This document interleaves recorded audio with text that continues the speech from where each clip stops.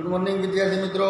તો આજે આપણે ઉત્પાદનના સાધનો એના છેલ્લે આપણે જે ઉત્પાદનના સાધનોની વાત કરી જમીન અને શ્રમ, તો હવે પછીના ઉત્પાદનના સાધનો વિશે આપણે આગળ જોઈએ વિસ્તારથી। તો એના પછીનું ઉત્પાદનનું સાધન આવે છે ત્રીજું સાધન, એ છે મૂડી।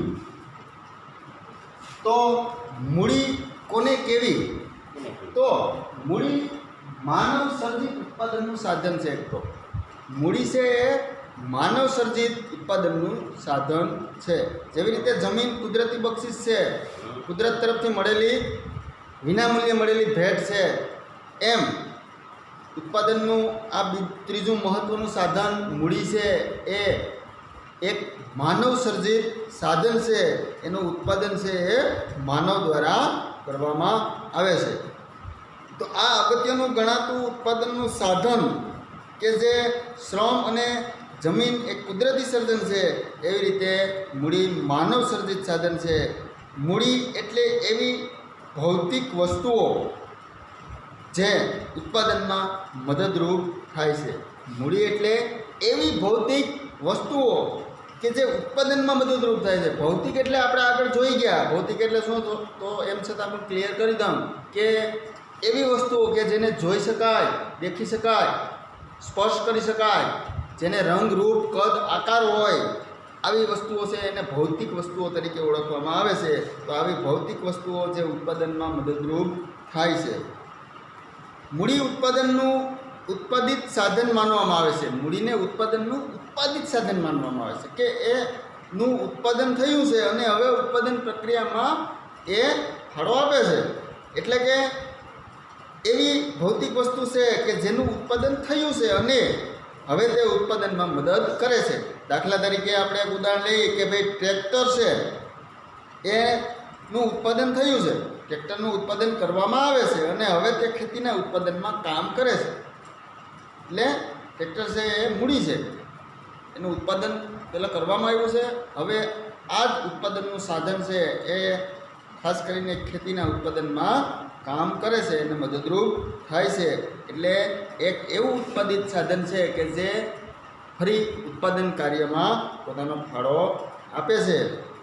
બીજું, મૂડી અને સંપત્તિ વચ્ચે પણ તફાવત છે।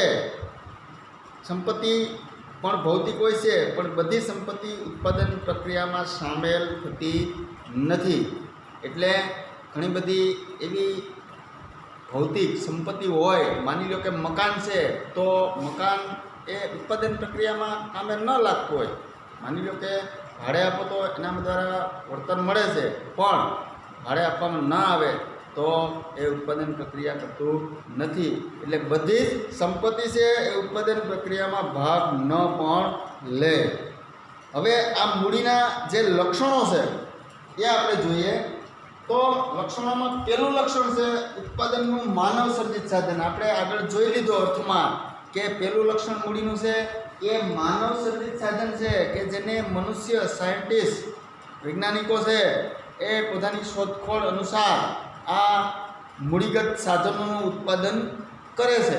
એટલે એક માનવ સર્જિત સાધન છે એ આપણને ક્યાંય કુદરત તરફથી કે મળેલું નથી, એનું ઉત્પાદન કરવામાં આવે છે। એટલે પહેલું લક્ષણ છે માનવ સર્જિત સાધન। બીજું લક્ષણ છે સૌથી ગતિશીલ ઉત્પાદનનું સાધન છે। ચારેય ઉત્પાદનના સાધનોમાં સૌથી વધારે ગતિશીલતા ધરાવતું હોય તો એ મૂડી છે। કારણ કે આપણે જોયું તો આગળ કે જમીનને ભૌગોલિક ગતિશીલતા નથી, શ્રમને પણ ગતિશીલતા માટે અમુક પ્રશ્નો નડે છે, સામાજિક માનસિક કારણોને લીધે એ ગતિશીલતામાં અડચણરૂપ થાય છે। એવી રીતે મૂડી છે એ બધા જ ઉત્પાદનના સાધનોમાં સૌથી વધારે ગતિશીલતા ધરાવે છે। મૂડીગત સાધનોને તમે ગમે તે જગ્યાએ લઈ જઈ શકો છો, સ્થાનાંતરિત કરી શકો છો। એટલે એમાં દેશના કોઈ ભાગની અંદર અથવા તો વિશ્વના કોઈ ભાગની અંદર પણ તમે આ મૂડીગત સાધનોને એક જગ્યાએથી બીજી જગ્યાએ લઈ જઈ શકો છો અને કામે લગાડી શકો છો। એટલે સૌથી વધારે ગતિશીલતા ધરાવતું ઉત્પાદનનું સાધન છે મૂડી। એના પછી આવે છે અછત ધરાવતું સાધન। મૂડી છે એ અછત ધરાવતું સાધન છે। માનવ સર્જિત સાધન તો છે જ, પણ એની અછત જોવા મળે છે. એ પણ મહત્ત્વનું લક્ષણ છે.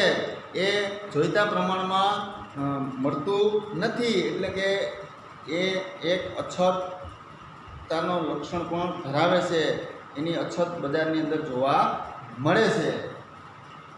એના પછીનું આવે છે મૂડીના વળતરને વ્યાજ કહેવામાં આવે છે. મૂડીને મળતા વળતરને અર્થશાસ્ત્રની ભાષામાં વ્યાજ તરીકે ઓળખવામાં આવે છે. એને જે વળતર મળે છે, ઉત્પાદન પ્રક્રિયામાં ભાગ લીધો હોય એના બદલામાં જે વળતર મળે છે એને વ્યાજ તરીકે ઓળખવામાં આવે છે.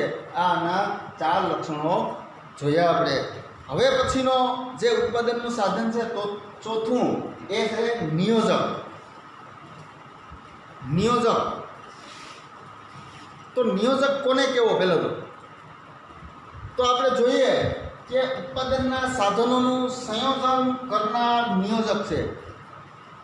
બીજા ત્રણેય ઉત્પાદનના સાધનો જમીન, મૂડી, શ્રમ, આ ત્રણેય સાધનોનું એવી રીતે સંયોજન કરે અને આ સંયોજન કરનાર જે વ્યક્તિ, જેને આપણે નિયોજક તરીકે ઓળખીએ છીએ, ઉત્પાદનના આ બધા સાધનોનું સંયોજન કરનાર ને નિયોજક તરીકે ઓળખવામાં આવે છે. તો ખાસ કરીને 2 વસ્તુ કે વ્યવસ્થાપક અને નિયોજક વચ્ચે પણ તફાવત છે. વ્યવસ્થાપક અને નિયોજક બંનેમાં પણ તફાવત છે. કારણ કે વ્યવસ્થાપક જે છે એ વેતન પ્રાપ્ત કરનારો એક કર્મચારી છે. મેનેજર તરીકે આપણે જેને ઓળખીએ છીએ એ વેતન પ્રાપ્ત કરનાર એક કર્મચારી છે કે જે સાધનની વ્યવસ્થા કરે છે. પણ નિયોજક છે સ્વતંત્રપણે જોખમ ઉઠાવે છે. બીજું, તેનું વળતર પણ નિશ્ચિત નથી. જમીન, મૂડી અને શ્રમના સંયોજન દ્વારા તે ઉત્પાદન પ્રક્રિયા યોજીને આવક મેળવવાનો પ્રયત્ન કરે છે.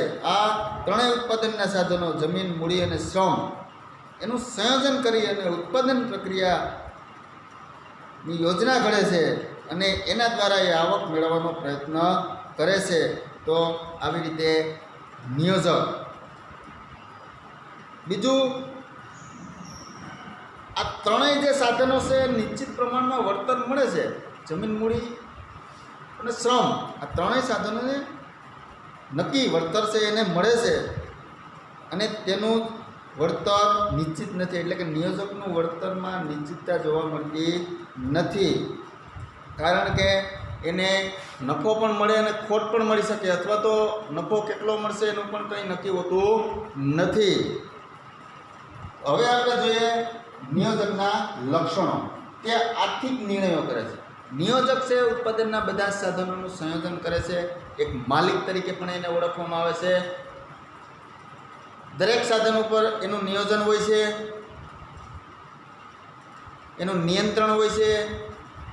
એની દીર્ઘદ્રષ્ટિથી એ ઉત્પાદન કાર્ય હાથ ધરે છે અને વળતર મેળવવાની કોશિશ કરે છે અને પોતાના ઉત્પાદન એકમની સ્થાપના કરે છે અને એના દ્વારા ઉત્પાદન કાર્ય હાથ ધરે છે. હવે આમાં પોતાના ઉત્પાદિત જે એકમ છે એના તમામ પ્રકારના આર્થિક નિર્ણયો છે એ પોતા ઉપર આધારિત હોય છે, પોતાને અધીન હોય છે, નિયોજકને અધીન હોય છે. એનો નિર્ણય છે આખરી નિર્ણય હોય છે. તો આર્થિક નિર્ણયો કરે છે તે પોતાના લગતા એકમોના. બીજું લક્ષણ છે તે જોખમ ઉઠાવે છે. નિયોજક છે જોખમ ઉઠાવનાર છે. કારણ કે ઉત્પાદિત એકમ હાથમાં લઈને બેઠા હોય તો એમાં ઘણા બધા જોખમો આવતા હોય છે. તમે એક કર્મચારી તરીકે કામ કરો તો તમારું નક્કી કરેલું વળતર હોય, તમે કામ કરો છો કે ભાઈ 8 કલાક કામ કરો છો, એના બદલામાં તમને જે વળતર મળવાનું છે મળે જ છે નિશ્ચિત પ્રમાણે. પણ નિયોજક છે એને નફા અને ખોટ સાથે સંબંધ છે. કોઈ એવા કુદરતી જોખમ આવી ગયા, કોઈ માનવ સર્જિત જોખમ આવી ગયું ઉત્પાદન પ્રક્રિયામાં, તો આ બધા જોખમો છે એ જોખમ સાથે નિયોજક છે લડતો હોય છે. એટલે એને જોખમ ઉઠાવનાર તરીકે ઓળખવામાં આવે છે. એટલે એનું મહત્વનું લક્ષણ છે તે જોખમ ઉઠાવે છે. નિયોજન શક્તિ એક ગુણ છે. નિયોજન શક્તિ એક ગુણ છે. કોઈ પણ વ્યક્તિ નિયોજક બની શકે, પણ બધા જ વ્યક્તિમાં આવો ગુણ હોતો નથી કે દરેક નિયોજક બને, ઉદ્યોગ સાહસિક બની શકે.